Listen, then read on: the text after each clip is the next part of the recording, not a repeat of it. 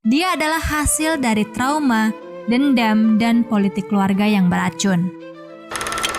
Manipulasi seperti ini dapat menghancurkan reputasi, menciptakan perpecahan, dan bahkan memicu konflik. Seperti dalam politik global atau konflik etnis. Hai teman-teman semuanya, kembali lagi di channel aku Siti Haryana. Kali ini aku akan membahas hal yang menarik nih. Penasaran kan? Mari kita bahas.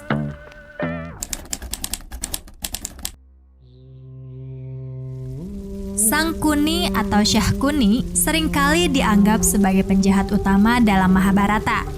Namun untuk memahami karakternya secara lebih mendalam, kita perlu melihat latar belakang dan motivasinya lebih jauh daripada hanya menganggapnya sebagai sosok yang antagonis. Sang Kuni bukan hanya sekedar licik dan manipulatif, dia adalah hasil dari trauma, dendam, dan politik keluarga yang beracun. Sang Kuni berasal dari Gandhara dan keluarganya dipermalukan serta diperlakukan tidak adil oleh dinasti Kuru. Ayah dan saudara-saudaranya dibunuh secara perlahan dengan kelaparan di penjara atas perintah Kuru, dan hanya Sang Kunilah yang selamat. Peristiwa ini membekas dalam dirinya, memicu dendam mendalam terhadap keluarga Kuru. Dalam konteks ini, Sang Kuni bukan hanya bertindak sebagai penjahat saja, tetapi dia bertindak sebagai korban yang tidak pernah mendapatkan keadilan. Sang Kuni bukan hanya licik saja, dia menjadi demikian sebagai respon terhadap ketidakadilan yang dialami keluarganya. Trauma dan kehilangan keluarga dan rasa tidak berdaya mempengaruhi semua tindakannya. Dia tidak melihat ada cara lain untuk membalas dendam selain menghancurkan dinasti Kuru dari dalam, menggunakan kelemahan dan ambisi Duryodhana sebagai alatnya. Ketika seseorang mengalami trauma yang mendalam, rasa keadilan dan moralitas bisa terdistorsi. Sang Kuni melihat dunia melalui lensa dendam, di mana mengalahkan musuh yang dia anggap telah merusak hidupnya menjadi satu-satunya tujuan, meskipun mengorbankan orang lain dalam prosesnya. Ini mengingatkan kita bahwa kejahatan seringkali tidak berdiri sendiri. Ada akar yang lebih dalam, yang dalam kasus Sang Kuni ini adalah penderitaan dan rasa kehilangan. Sang Kuni juga mahir dalam membaca kelemahan orang lain dan menggunakannya untuk mencapai tujuannya. Dia tahu bagaimana mempengaruhi Duryodhana yang ambisius dan penuh iri terhadap Pandawa, menghasutnya untuk membuat keputusan yang menghancurkan. Ini menunjukkan bagaimana individu cerdas dapat memanfaatkan situasi sosial dan politik untuk keuntungannya sendiri, seringkali dengan konsekuensi yang besar bagi banyak orang. Sang Kuni menunjukkan bagaimana seseorang dapat memanipulasi sistem kekuasaan tanpa perlu menjadi pemimpin resmi. Dia tidak memegang jabatan formal, namun pengaruhnya sangat besar, terutama pada Duryodhana. Ini relevan dalam konteks modern di mana banyak penasehat bayangan atau aktor di belakang layar yang memegang kendali lebih besar daripada yang terlihat oleh publik. Dari perspektif Sang Kuni, dia melakukan hal yang benar untuk membalas dendam terhadap ketidakadilan yang menimpa keluarganya. Bagi dia, dinasti Kuru adalah penjahat sebenarnya. Ini mengangkat pertanyaan etis nih. Apakah membalas dendam atas ketidakadilan yang nyata dengan cara-cara yang tidak adil itu sah? Dalam konteks modern, ini bisa dibandingkan dengan bagaimana individu atau kelompok merasa dibenarkan untuk melakukan tindakan ekstrim sebagai balasan terhadap penindasan atau ketidakadilan yang mereka alami. Dan banyak tindakan Sang Kuni bisa dilihat sebagai cara untuk mendapatkan keadilan, meskipun metode yang dia pilih berakhir merugikan banyak orang, termasuk dirinya sendiri. Ini menunjukkan kompleksitas moral di mana garis antara keadilan dan balas dendam itu menjadi kabur.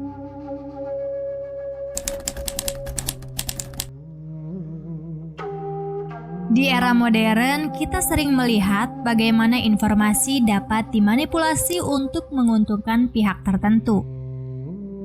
Sang Kuni adalah contoh arketipe individu atau kelompok yang menguasai seni manipulasi. Mirip dengan bagaimana propaganda atau berita palsu digunakan untuk mempengaruhi opini publik dan politik. Manipulasi seperti ini dapat menghancurkan reputasi, menciptakan perpecahan, dan bahkan memicu konflik. Sangkuni juga mengendalikan narasi antara Kurawa dan Pandawa, mirip dengan bagaimana figur modern mungkin mengontrol narasi publik melalui media dan disinformasi.